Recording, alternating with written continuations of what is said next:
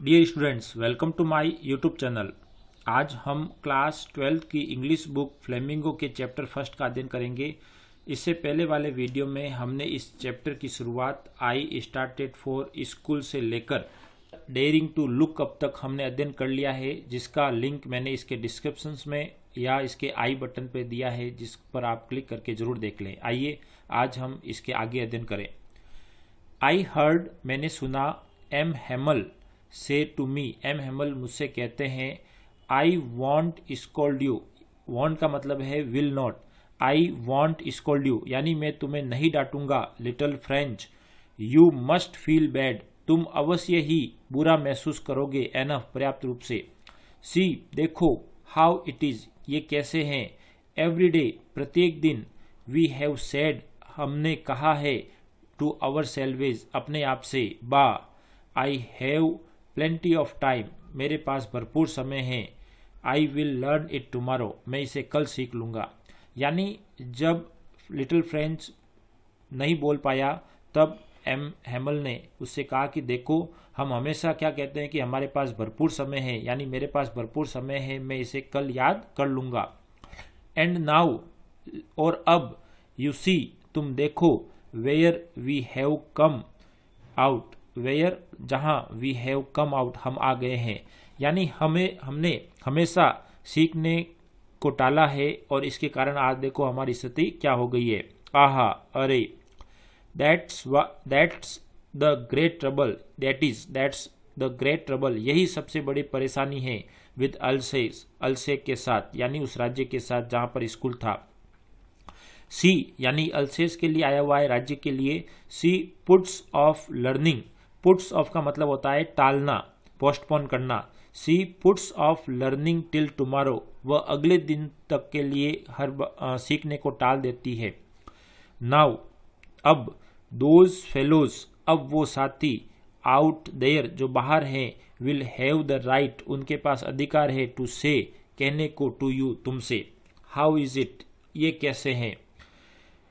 You pretend, pretend का मतलब दिखावा, प्रिटेंड, यू प्रिटेंड, तुम दिखावा करते हो। टू बी फ्रेंचमैन, एक फ्रांसीसी व्यक्ति बनने का। एंड येट, और फिर भी, you can neither speak nor right your own language, लेकिन फिर भी न तो तुम बोल सकते हो न ही तुम अपनी भाषा को लिख सकते हो।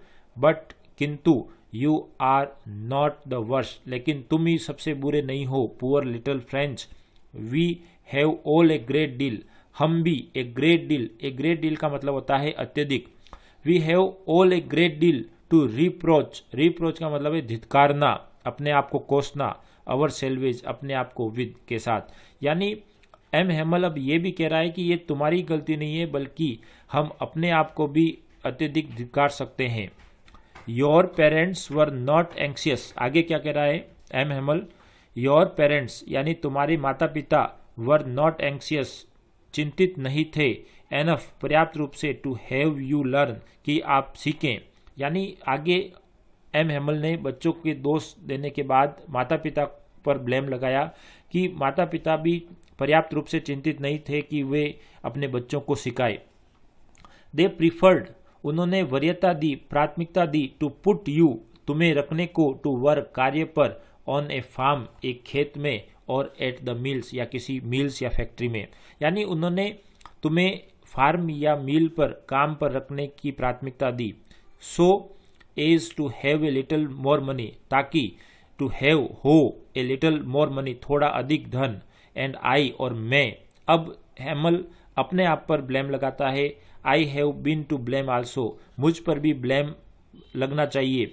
Have I not often sent you to water my flowers, have I not often, क्या मैंने कभी प्राय, सेंट, नहीं भेजा, यू, आपको यानी बच्चों को, टू वाटर, पानी देने के लिए, माई फ्लावर्स, अपने फूलों को, इंस्टीट्यूट ऑफ लर्निंग, सिखाने के बजाय, योर लेसन, तुम्हारे पाठों को।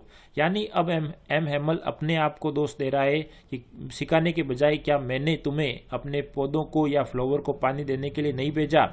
And when I wanted to go fishing, when, जब, आई वांटेड, मैं चाहता था, टू गो फिशिंग, मछली पकड़ने के लिए जाना।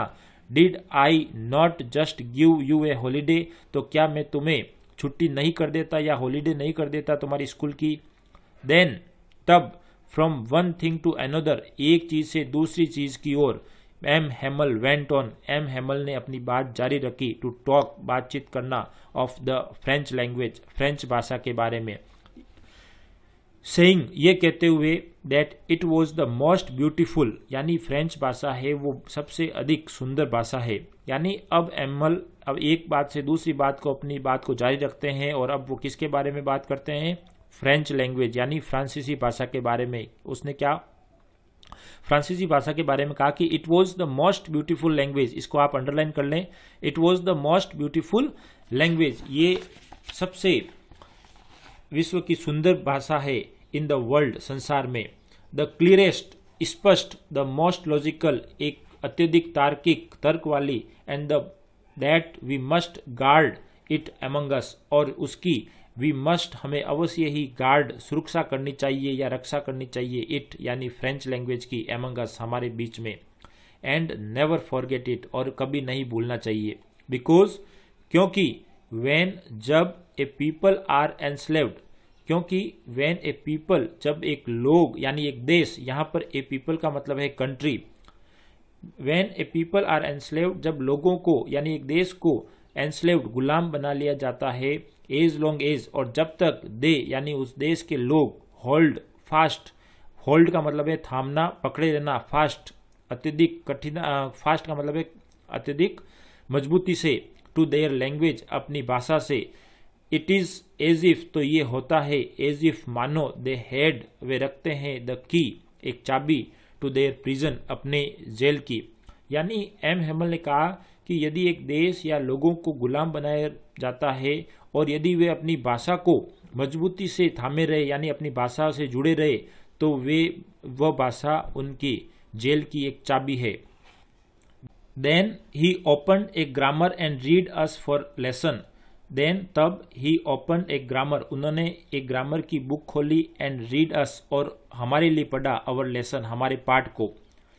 आई वॉज अमेज्ड, मैं आश्चर्यचकित था, टू सी, देखकर, हाउ वेल, कि कितने अच्छी तरीके से, आई अंडरस्टूड इट, मैंने इसे समझा, ऑल ही सेड, सब कुछ जो उसने कहा, सीम्ड, प्रतीत हुए, सो इजी, इतना आसान, सो इजी, इतना आसान, आई थिंक, मैं सोचता हूँ, टू भी, that I had never listen, कि मैंने कभी नहीं सुना, सो केयरफुली, इतनी सावधानी पूर्वक। यानी जिस लास्ट दिन, जब लास्ट अध्याय के दौरान जब हेमल ने अपनी ग्रामर की किताब खोली और हमें पाठ पढ़ाया, तब फ्रेंच को ये महसूस हुआ कि ये तो सब कुछ इतना समझना बहुत ही आसान है, शायद मैंने कभी ध्यानपूर्वक सुना ही नहीं। एंड, और, that he had never explain, या ही यानी एम हेमल ने, हैड नेवर एक्सप्लेन, कभी इतना स्पष्ट समझाया नहीं, एवरीथिंग, सब कुछ, विथ सो मच पेशेंस, इतने अधिक पेशेंस, पेशेंस का मतलब होता है धैर्य, इतने अधिक धैर्य के साथ। इट सीम्ड, ये प्रतीत हुआ, ऑलमोस्ट, लगभग, एज इफ, मानो, द पुअर मैन, बेचारा व्यक्ति, वांटेड, चाहता था, टू गिव अस, हमें देना, ऑल, सब कुछ, ही न्यू, वह जानता था, बिफोर, पहले, गोइंग अवे, जाने से। यानी ऐसा लगा कि एम हेमल वो सब कुछ हमें देना चाहता था जो कि वो सब कुछ जानता है, और यहां से जाने से पहले। एंड, और, टू पुट इट, और रखना, ऑल, सब कुछ, इनटू आवर हेड्स, हमारे सिर में यानी मस्तिष्क में, एट वन स्ट्रोक, एक ही प्रहार में। आफ्टर द ग्रामर, ग्रामर के पश्चात, we had a lesson in writing, आगे हमारा एक पार्ट, एक राइटिंग में एक लेसन था, यानी एक लिखावट में एक लेसन था। दैट डे, उस दिन, M Hamel had new copies, M Hamel had new copies, M Hamel नई कॉपीज लेकर आए, फॉर अस, हमारे लिए, रिटन, रिटन में यानी लिखे हुए, इन ए ब्यूटीफुल राउंड हैंड, एक सुंदर गोल हाथों से, फ्रेंच अल्सेस, फ्रेंच अल्सेस, यानी अगला लेसन हमारा लिखावट यानी राइटिंग में था, और एम हेमल नई कॉपीज लेकर आए जिसमें अपने सुंदर गोल हाथों से फ्रेंच अल्सेस लिखा हुआ था। दे लुक्ड, वे दिखाई दिए, लाइक लिटिल फ्लैक्स, छोटे छोटे झंडियों की बाती, फ्लोटिंग, तैरते हुए, एवरीवेयर, हर जगह, इन द स्कूल रूम में। और वो वर्ड हमें स्कूल रूम में हर जगह तैरते हुए प्रतीत हुए एक झंडे की भांति। हंग लटके हुए फ्रॉम द रोड छड़ी से at the top of our desk हमारे डेस्क के ऊपर। यू ओट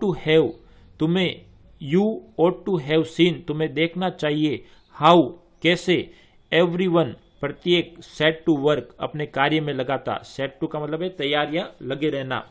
एवरीवन प्रत्येक है वो अपने कार्य में लगा था। एंड हाउ क्वाइट कितने चुपचाप इट वॉज ये था, यानी कक्षा एकदम शांत थी। द ओनली साउंड केवल एकमात्र आवाज वॉज द स्क्रैचिंग। स्क्रैचिंग का मतलब होता है खरोचना।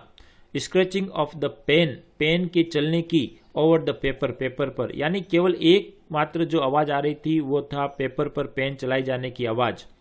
वंस सम बीटल्स फ्लू और कुछ कीड़े मकोड़े जो उड़ रहे थे इन अंदर यानी कक्षा में। बट किंतु नोबडी पेड एनी अटेंशन, लेकिन किसी ने भी पेड एनी अटेंशन कोई ध्यान नहीं दिया टू देम उनकी ओर यानी उस आवाज की ओर। Not even the littlest one, यहां तक कि सबसे छोटे बच्चे ने भी। हु वर्कड जो कार्य कर रहा जिन्होंने कार्य किया। राइट ऑन द ट्रेसिंग मतलब वो आवाज निकाली थी। राइट ऑन द ट्रेसिंग का मतलब है खरोचना चलाना। देयर फिश हुक अपने फिश हुक को बनाने में यानी एक मछली को पकड़ने के हुक को बनाने में। एज इफ मानो दैट वाज फ्रेंच मानो कि वो एक फ्रेंच था। टू भी ऑन द रूफ छत पर द पिजन्स पिजन्स यानी कबूतर अपनी ध्वनि निकाल रहे थे। वेरी लो बहुत ही धीरे से। एंड और I thought to myself और मैंने अपने आप से ये सोचा। Will they make them sing in German. Will क्या दे मेक देम क्या वे यानी जर्मन के लोग। मेक देम उन्हें भी यानी पिजन्स को भी बनाएंगे। सिंग मतलब मजबूर करेंगे गाने को। इन जर्मन में यानी ऊपर छत पर पिजन है वो अपनी आवाज निकाल रहे थे। तब लिटिल फ्रेंच ने ये सोचा कि क्या ये लोग उनको भी जर्मन भाषा में उनकी ध्वनि बोलाने के लिए मजबूर करेंगे। इवन द पिजन्स यहाँ तक कि पिजन्स को भी। वेन एवर जब कभी भी आई लुक्ड अप मैंने ऊपर देखा। फ्रॉम माई राइटिंग अपनी राइटिंग से यानी मैं अपने राइटिंग पेज लिखते समय ऊपर देखा। आई सा मैंने देखा। M Hemal sitting M Hemal बैठे हुए थे। मोशनलेस गतिहीन यानी चुपचाप बिना हिले डुले। इन हिज चेयर अपनी चेयर में यानी कुर्सी में। एंड गेजिंग और देख रहे थे घूर रहे थे।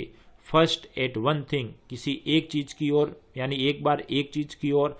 देन एट अनदर और फिर दूसरी चीज की ओर। यानी जब राइटिंग का पीरियड चल रहा था तो मैंने देखा कि एम हेमल चुपचाप ठहरी हुई अवस्था में यानी बिना हिले डुले अपनी चेयर में बैठे हुए थे और कभी एक चीज को देख रहे थे तब और उसके बाद दूसरी चीज को। एज इफ मानो ही वांटेड वह चाहते थे। टू फिक्स तय करना या स्थिर करना। इन हिज माइंड अपने मन में मस्तिष्क में। जस्ट हाउ एवरीथिंग कि कैसे। लुक्ड दिखाई दे। In that little school room उस छोटे से स्कूल रूम में। फैंसी कल्पना करो। फॉर 40 years 40 वर्षों तक ही हैड बीन देयर वह वहाँ रहे थे। इन द सेम प्लेस एक ही स्थान पर। विद हिज गार्डन अपने बगीचे के साथ। आउटसाइड जो बाहर था। द विंडो खिड़की के। एंड हिज क्लास और अपनी कक्षा। इन फ्रंट ऑफ हिम जो उसके सामने थी। यानी इन 40 वर्षों तक वो एक ही स्कूल में रहे जहां पर उनका गार्डन था और उनके सामने कक्षा थी। जस्ट लाइक ठीक वैसे ही। दैट वैसी की वैसी।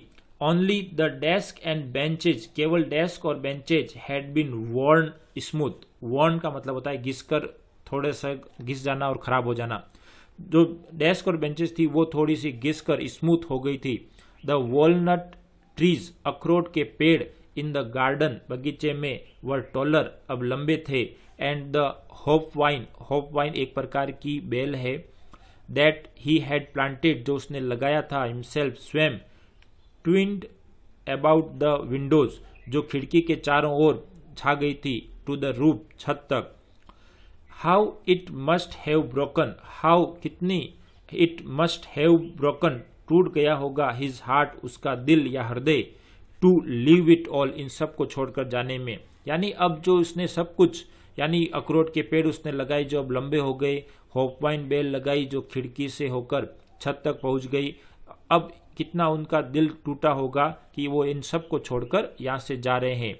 पुअर मैन, बेचारे व्यक्ति, टू हियर, सुनकर, हिज सिस्टर, उसकी बहन, moving about in the room, moving चल रही थी, अबाउट इन द रूम, अपने कमरे में, अबव क्लासरूम के ऊपर, packing their trunks, packing pack कर रही थी, देयर ट्रंक्स, ट्रंक्स का मतलब होता है बड़े बड़े बक्से, फॉर, क्योंकि, they must leave the country next day, क्योंकि उन्हें अगले ही दिन इस राज्य को या देश को छोड़कर जाना था। बट, किंतु, ही हैड द करेज, किंतु उसमें साहस था, टू हियर, सुनकर या सुनना, एवरी लेसन, प्रत्येक पाठ को, टू द वेरी लास्ट, अंत तक। लेकिन एम हेमल में इतना साहस था कि वो प्रत्येक पाठ को सुने लास्ट तक, यानी अंत तक। आफ्टर द राइटिंग, यानी राइटिंग के पीरियड के बाद, वी हैड ए लेसन, हमारा एक लेसन था, इन द हिस्ट्री, हिस्ट्री में, एंड देन, और इसके बाद, द बेबीज चांटेड, यानी छोटे छोटे स्टूडेंट बच्चे, चांटेड गा रहे थे, देयर, बा, बे, बी, बो, बू, यानी एक तरह की बारकड़ी, डाउन देयर, उसके आगे, at the back of the room, कमरे के पीछे, ओल्ड हाउजर, यानी पुराना हाउजर जो एक विलेजर्स था, had put on his spectacles, उसने अपना चश्मा पहना, एंड होल्डिंग हिज प्राइमर, और उसने होल्डिंग थामे हुए थी या पकड़े हुए थी, हिज ओल्ड प्राइमर, प्राइमर का मतलब यहाँ एक किताब, इन बोथ हैंड, अपने दोनों हाथों से, स्पेल्ड द लेटर्स, उसने वो लेटर्स बोले, विथ देम, अपने साथ। यू कुड सी, आप देख सकते थे, दैट ही, यानी वह भी, टू वॉज क्राइंग, रो रहा था, यानी आप देख सकते थे कि ओल्ड हाउजर जो कि एक विलेजर था वो भी रो रहा था। हिज वॉइस, उसकी आवाज, ट्रम्बल्ड, लड़खड़ा रही थी, विथ इमोशंस, भावनाओं के साथ, and it was so funny, और ये इतना फनी था, टू हियर, सुनकर, हिम, उसे, that we all wanted to laugh, हम सभी हंसना चाहते थे, एंड क्राई, और चिल्लाना चाहते थे, अरे, हाउ वेल, कितने अच्छी तरीके से, आई रिमेम्बर, मुझे याद है, इट, यह, दैट द लास्ट लेसन, ये अंतिम पाठ। यानी उस अंतिम दिन जो ओल्ड हाउजर बैठा हुआ था, उसने अपनी किताब उठाई और पढ़ना शुरू किया, लेकिन हम देख सकते थे कि वो पढ़ नहीं रहा था, बल्कि उसकी आवाज़ लड़खड़ा रही थी, उसे भी दुख था, और हम ये देखकर हम हंसना चाहते थे, लेकिन हमें याद था कि हम हंस नहीं सकते क्योंकि ये हमारा अंतिम पाठ था। ऑल एट वंस, ठीक उसी समय, the church clock struck 12, church की घड़ी में 12 बजे, then the Angelus, at the same moment, और ठीक उसी समय, the trumpet of the Prussians के ढोल नगाड़े बजने लगे, रिटर्निंग, जो लौट रहे थे, फ्रॉम ड्रिल, अभ्यास करने के बाद, साउंडेड, आवाज कर रहे थे, अंडर आवर विंडो, हमारी खिड़की के बाहर नीचे की ओर।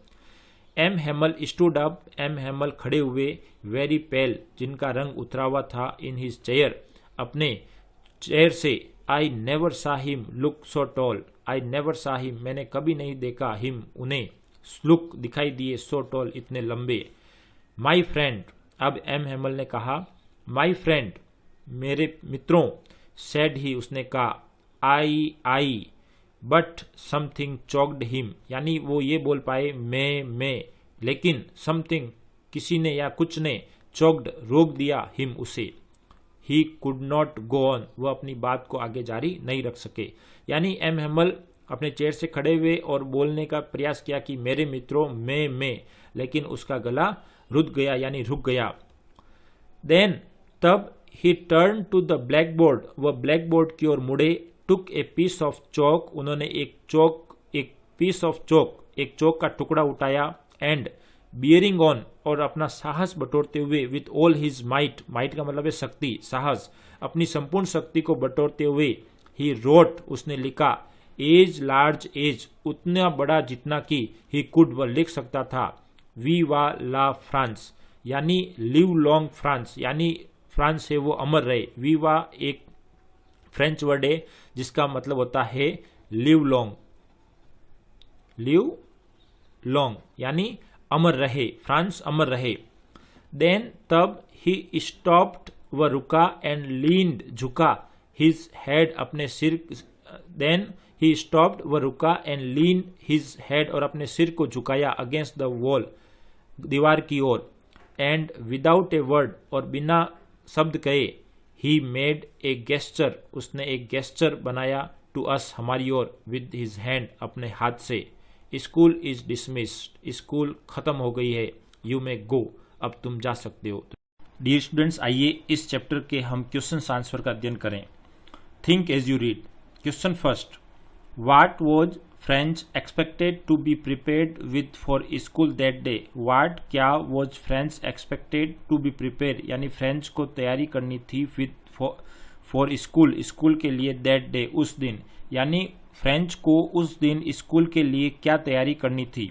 Answer, French was expected to be prepared with rules for the use of participle for school that day यानी फ्रेंच को तैयारी करनी थी with rules यानी नियमों की for the use of participles participle के उपयोग की for school के लिए that day उस दिन यानी फ्रेंच से ये अपेक्षा थी या आशा थी कि वो पार्टिसिपल के नियमों की जानकारी याद करें। Question number 2, What did French notice? What did French notice? French ने क्या नोटिस किया That was unusual जो कि असामान्य था About the school स्कूल के बारे में That day उस दिन यानी उस दिन फ्रेंच ने अन्य दिनों की अपेक्षा स्कूल में जो असामान्य वातावरण पाया वो क्या था। आंसर, फ्रेंच नोटिस्ड फ्रेंच ने देखा That day उस दिन Everything was very still सब कुछ बिल्कुल शांत था। स्टिल का मतलब यहाँ है शांत, सब कुछ शांत था। There was no longer a great bustle as usual there was यानी स्कूल में वहाँ नहीं थी no longer a great bustle यानी शोरगुल ग्रेट बसल का मतलब है शोरगुल जो कि सामान्य दिनों में होती है एज यूजुअल जैसा कि सामान्य होती है यानी फ्रेंच ने देखा कि बिल्कुल स्कूल के वातावरण बिल्कुल शांत था वहाँ पर किसी प्रकार का शोरगुल नहीं था जैसा कि यूजुअली सामान्यतः होता है। It was as quiet as Sunday morning और ये बिल्कुल वैसा ही लग रहा था। क्वाइट का मतलब होता है शांत। It was as quiet as Sunday morning. Dear students, यहाँ पर स्पेलिंग कर लेना आप QUIET क्वाइट। तो it was as quiet as Sunday morning वहाँ पर वैसा ही था जैसा कि संडे मॉर्निंग को होता है यानी संडे मॉर्निंग को स्कूल बिल्कुल शांत रहता है। Question number 3, What had been put up on the bulletin board? What क्या had been put up लगा हुआ था on the bulletin board पर यानी सूचना पट या बुलेटिन बोर्ड पर क्या लगाया गया था। आंसर, an order यानी एक आदेश had been put up on the bulletin board bulletin board पर एक आदेश लगाया गया था।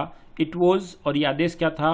इट वॉज एन ऑर्डर ये एक आदेश था फ्रॉम बर्लिन से that German was to be taught यानी जर्मन भाषा है वॉज टू बी टॉट पढ़ाई जानी है in the school of Alsace and Lorraine Alsace और लोरियन के यानी पर्सिया ने एक ऑर्डर भेजा कि फ्रांस के राज्य अल्सेस और लोरियन में अब फ्रेंच भाषा नहीं बल्कि जर्मन भाषा पढ़ाई जाएगी।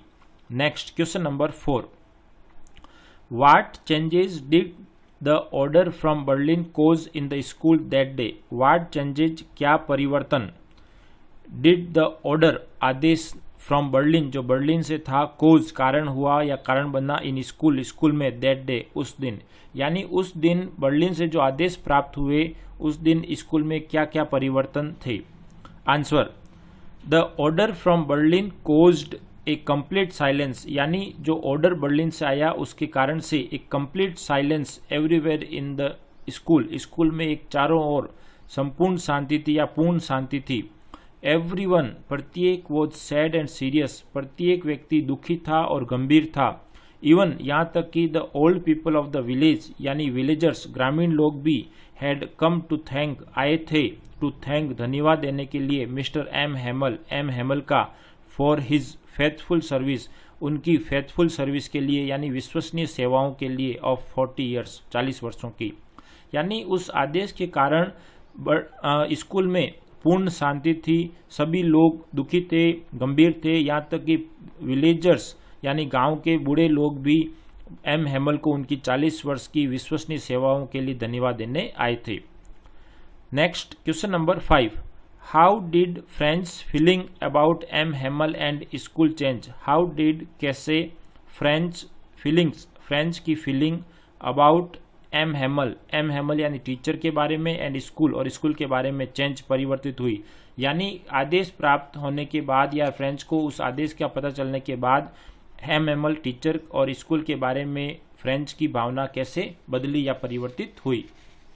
Answer, friends feeling changed, friends की भावना परिवर्तित हुई या बदली about M Hamel and school के बारे में व्हेन जब ही केम टू नो जब उसने जाना अबाउट नोटिस उस नोटिस के बारे में ऑन बुलेटिन बोर्ड के दैट की जर्मन वुड बी टॉट कि अब जर्मन भाषा पढ़ाई जाएगी इन अल्सेस स्कूल अल्से के विद्यालय में, यानी जब फ्रेंच को ये पता चला कि जर्मन से एक आदेश आया है कि अब अल्सेस की स्कूल में जर्मन भाषा पढ़ाई जाएगी, तब एम हेमल और स्कूल के बारे में उसके विचार बदल गए।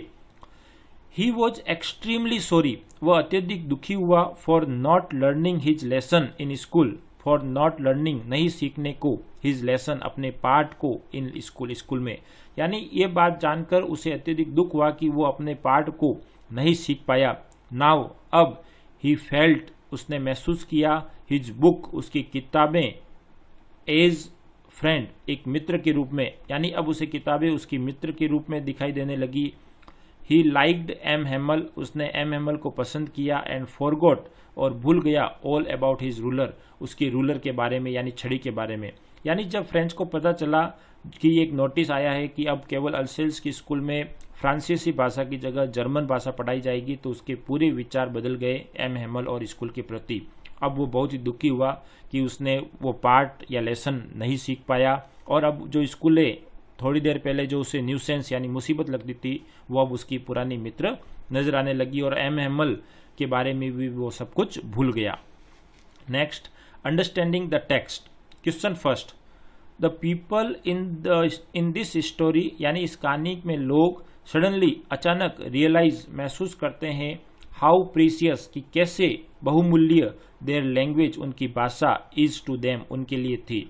यानी इस कहानी में लोगों ने अचानक महसूस किया कि उनके लिए भाषा एक बहुमूल्य थी। व्हाट शोज यू दिस, ये आपको क्या दिखाता है या बताता है। वाई डज दिस हैपन, और ये ऐसा क्यों हुआ है। डियर स्टूडेंट्स, इस क्वेश्चन में ये कह रहा है कि अचानक अल्सेस के लोगों ने ये क्यों महसूस किया कि उनकी ये भाषा बहुत ही महत्वपूर्ण है, मूल्यवान है। तो ये बात हमें क्या दिखाती है और ऐसा क्यों होता है। Answer, the people in this story, यानी इस कहानी के लोग सडनली रियलाइज, ये अचानक महसूस करते हैं, how precious their language is to them, कि भाषा उनके लिए कितनी बहुमूल्य थी। दिस शोज, ये बताता है या दिखाता है अस हमें, दैट की everyone lessons carefully in the class, यानी प्रत्येक को अपनी कक्षा में ध्यानपूर्वक सुनना चाहिए। What ever M Hemal says, जो कि एम हेमल ने कहा। एवरीवन, प्रत्येक, फील्स सॉरी, प्रत्येक ये दुखी महसूस करता है या दुख महसूस करता है at his living the school, यानी इसके स्कूल को छोड़ जाने को। दिस हैपन्स, ये घटित होता है, बिकॉज क्योंकि M Hamel makes them realize, M Hamel ने ये महसूस कराया, व्हेन जब पीपल आर एनस्लेव्ड, यानी लोगों को जब गुलाम बनाया जाता है, एज लॉन्ग एज, जब तक कि they hold fast to their language, अब उनकी भाषा यदि उनके हाथ में है या मजबूती से पकड़े हुए हैं, इट इज एज इफ, तो ये है मानो, they have the key to their prison, कि उनकी ये ताले जेल की चाबी है या जेल के ताले की चाबी है। यानी लोगों ने अचानक महसूस किया कि उनकी भाषा उनका सब कुछ है, और ये एम हेमल ने उसके रियलाइज कराया कि यदि ये लोग यानी जर्मन या पर्शिया के लोग यदि उनको गुलाम बना लेते हैं तो भी वो आज़ाद हो सकते हैं, क्योंकि यदि वो अपनी भाषा को पकड़े रहेंगे यानी भाषा को नहीं छोड़ेंगे तो वो अपनी इस गुलामी से छुटकारा पा सकते हैं। ये उनकी जेल की चाबी है या जेल के ताले की चाबी है। Next, question number 2, French thinks, French सोचता है, will they make them sing in German, कि क्या वे उन्हें भी जर्मन में गाना सिखाएंगे या गाने को मजबूर करेंगे। इवन द पिजन्स, यहाँ तक कि पिजन्स यानी कबूतर को भी। व्हाट कुड दिस मीन, इसका क्या मतलब, यानी फ्रेंच ये सोचता है कि क्या कबूतरों से भी जर्मन भाषा बोलाई जाएगी या उनसे भी गीत गवाएंगे, यानी कबूतरों से भी कहेंगे कि अब आप कू कू की आवाज नहीं निकालकर जर्मन भाषा में उसकी आवाज निकाले। इसका क्या मतलब है।